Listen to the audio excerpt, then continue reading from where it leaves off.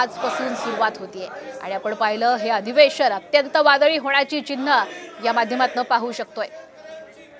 आणि अधिकचे अपडेट घेण्यासाठी जाऊयात आमचे प्रतिनिधी गणेश कवडे यांच्याकडे। गणेश, आपण पाहतोय आता विधान भवनाच्या पारीवर विरोधक एकवटलेले, सरकार विरोधात घोषणाबाजी होतीये, त्यामुळे यंदाचं अधिवेशन वादळी होणार हे आता निश्चित मानायचं।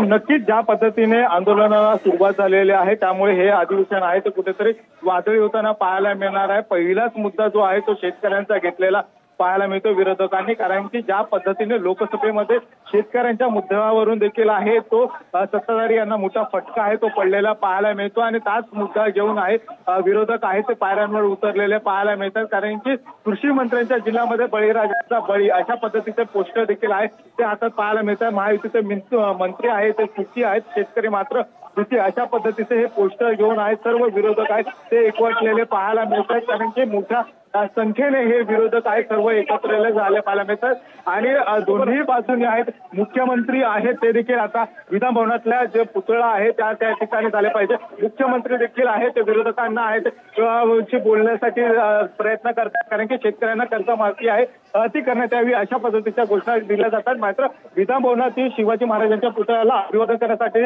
खरं पहिल्याच दिवशी आहे ते मुख्यमंत्री आणि उपमुख्यमंत्री जातात आणि त्यामुळे कुठेतरी आंदोलनाच्या वेळेस आहे ते गदारोळ झालेला पाहायला मिळतात। विरोधक देखील आहेत।